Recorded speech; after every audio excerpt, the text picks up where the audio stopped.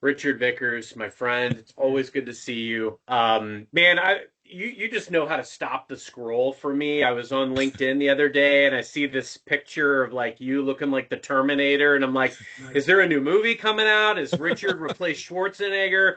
And then you stop the scroll for me and I'm reading through it and you're talking about like the A's of AI and the human element that we've got to really lean into in this era.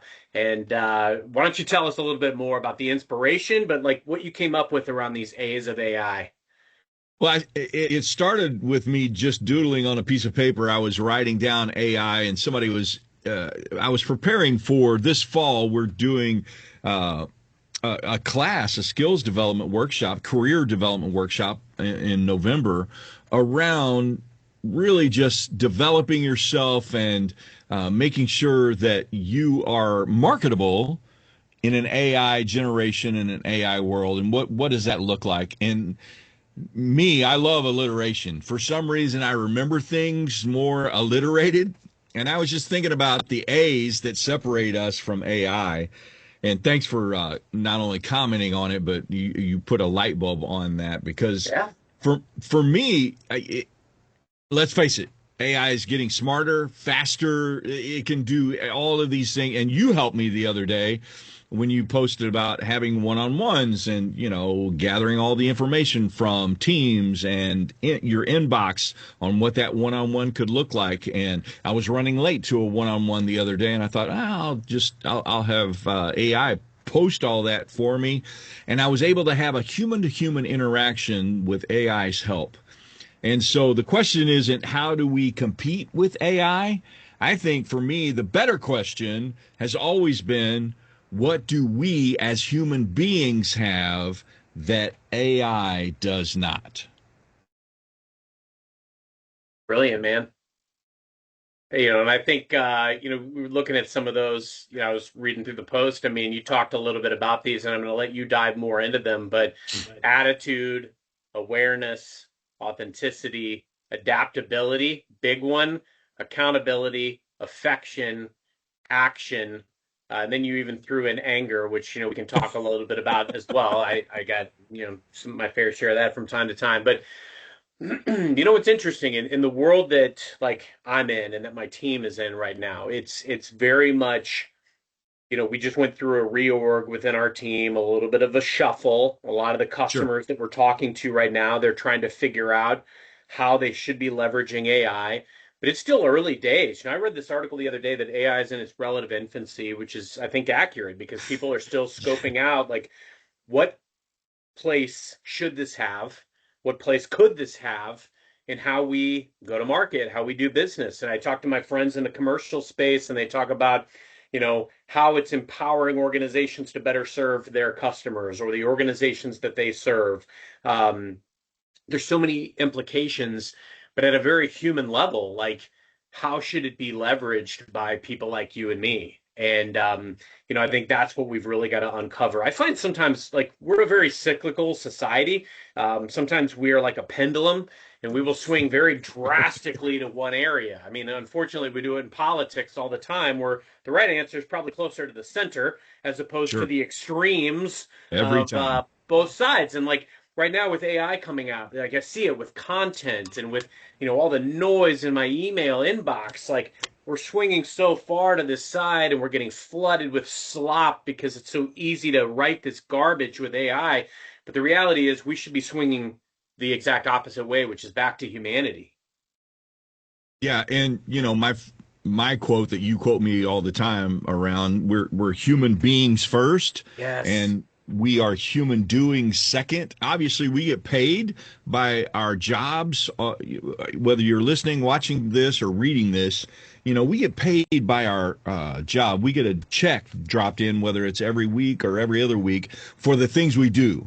But we are human beings first. And that's why I think that attitude is the first thing. I always try to talk about it so much because AI doesn't wake up and decide, hey, this is how I'm going to feel today. We do. And we can set the temperature in rooms with our attitude. And that awareness came for me around emotional intelligence. That awareness, reading the room and understanding maybe this person, hey, what's going on? Or you didn't show up today in the meeting as well as you normally do. Hey, what's happening? Yeah, you didn't hit those numbers. And let's face it, as AI gets smarter and better, and you mentioned your company going through a reorg, and sometimes we shake our fist at the man and we're like, oh, but corporations, companies, even us as individuals in our checkbooks, we are looking ways to save money, cut costs.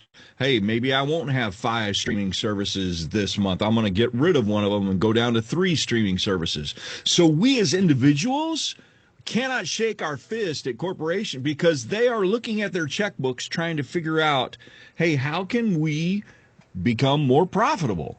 And that's what we do with our individual checkbook. And that's where I think that authenticity comes in for me. How can we show up as a human being more authentic, more transparent, and make sure that we are adding value with our stories, our scars, our experiences? And before we record, Carson, you and I talk about our personal lives and, maybe some things we go through, not go through, and some battle scars, whether it's at work or at home. And that authenticity is what makes us human, and it makes us uniquely us. Yeah, I did a show recently, and that was the title. It was AI doesn't have battle scars. And I think that's the key element is trying to figure out again how and where it should be used for us to be our best selves. I mean, it can augment how we show up as humans. You talked about how you showed up better for a meeting that you were running late for because AI fed you some stuff. Yeah. I was recently with a bunch of colleagues and we were looking at, yeah, do I think it's cool that I can turn on a bunch of agents that never sleep, that might funnel me some stuff or send emails out on my behalf? I think that's okay. That's great. It's the way of the future. Yes. But just because, and I remember back in the day when it would take me hours to cobble together, a sales report for my team and then write notes, personal notes to them, giving them recognition and send that out to everybody. And, the investments that I would make personally in culture and in recognizing others and in pouring into those folks. I can do that stuff in seconds now. But it doesn't mean that just because I can pull all those reports that I need to over inundate or over communicate with some of these things. I think, if anything, AI can open up some additional pauses in the day where maybe instead of working back to back to back to back all day, I might be able to step out of this room and go to the gym and come back Yeah. and things are going to be ready for me. I think that's good. Like we can focus more on mental health. Why aren't we talking more about that? Like there are things that I think we could be doing better as a result of the capabilities that AI gives us. A lot of the automation of administrative work, phenomenal. Let's do it so that we can lean more into being human. Let's not just go look for more work to do. Yeah, and filling up our margins. This piece of paper that I have right here in front of me has got all my scribblings and all of my doodling. We talked about that book. I don't want you to mention that to everyone, but we Yeah. talked about that. But this piece of paper can get filled up completely if I don't stay within the margins.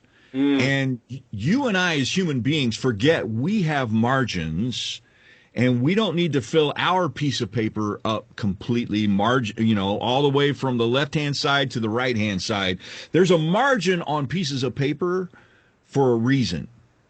And there should be margins in our lives to help us think clearly, think more humanly, think more strategically, think more categorically, with that left brain thinking or the right brain thinking being more creative or strategic. And all of that can only happen if we allow ourselves to be more human and allow that time to breathe. And we've talked about this before, how I wrote about it in my book, how musicians purposely put those rest or that breathing area in their guitar riff or their music on a page, and that rest is not there just to have dead space. That rest is there to let the music breathe.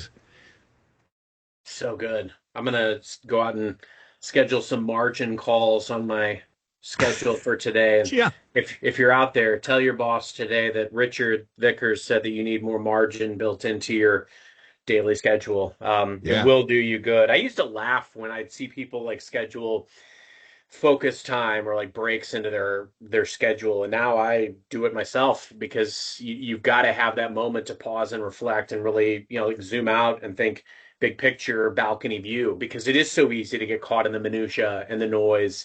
um, I talk to my team all the time about figuring out like what are the glass balls versus the rubber balls. We're all juggling a lot of balls.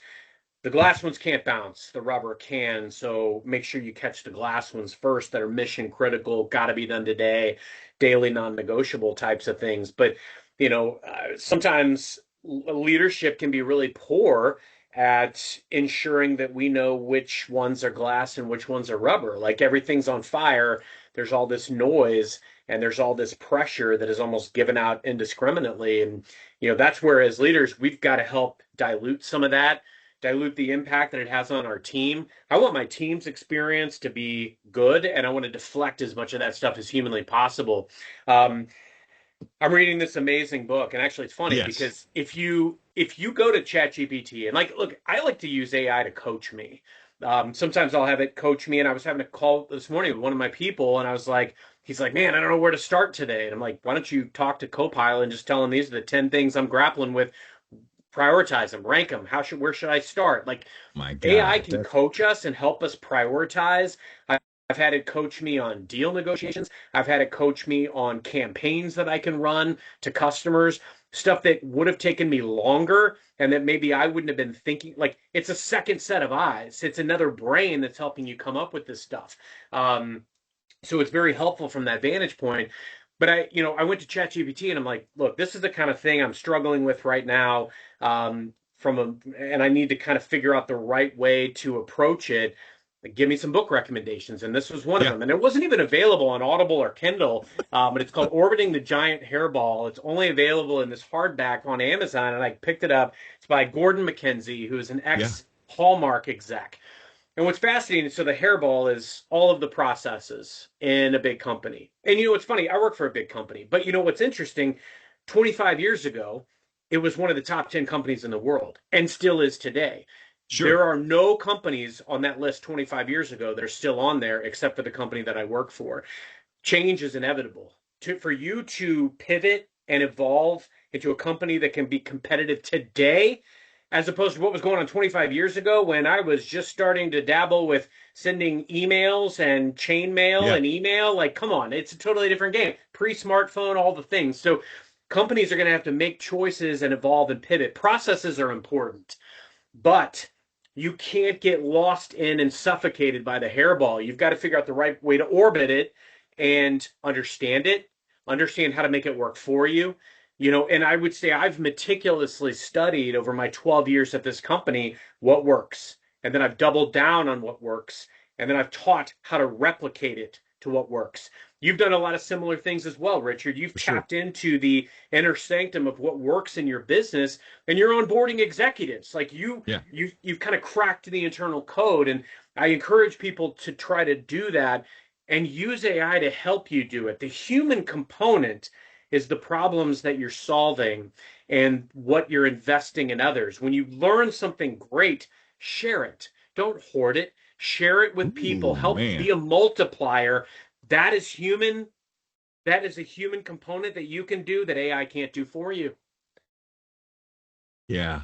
And I like where you went with that. And by the way, I put that book in my cart because it reminded me of this Marcus Buckingham book, The Nine Lies That Were Told About Work. It's a fantastic book. We don't get any kickback, by the way, any of our Right. recommendations. We just like to share what we're reading or into. It's what But I call the champion's toolkit. What are you reading? What are you listening to? How are you sharpening your axe? for sure. The future, and this may be controversial, I don't think it is, but the future of work, Carson, isn't going to be about proving that human beings are smarter than machines. That race and that trophy is already ran and it's already done. because the race is over in a lot of categories. AI is smarter than us in most all categories except one, and that's being more human. The opportunity for us to become more human is in front of every single one of us today. So, and what's interesting to me is we have to use AI like you do. And I get tips from you all the time and from my friend Sharon, who works with me. She's always sending me all kinds. The other day, I was having problems with a PowerPoint slide. And I was like, it just doesn't flow right, doesn't feel right. And she said, oh, just type this in. And next thing I know, behind the scenes, this PowerPoint slide was changing on me.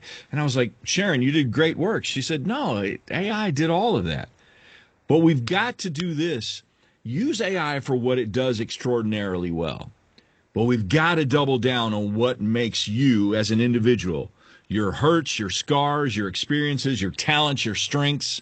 And that's why I went with all of those A's: attitude, awareness, authenticity, adaptability. You said it earlier. I think that's the hardest one for us as humans because our brains want to shift into autopilot. We love doing things on autopilot. And that's why adaptability is going to be one of those things that is, I think it's going to be the blue ribbon for hiring in the future. The more adaptable you are, the more you rise in the hiring capability. So accountability and affection, learning how to express thank yous and express, hey, I might have messed that up. What can we do better next time? That affection is going to be huge. And then action. So that's my 2 cents worth. I love it. Now, you gave us much more than 2 cents. You always do. Very valuable, all this wisdom that you give away to us for free. So, Richard, thank you for the time today. Great post. And thanks for spending some time today diving in a little bit deeper.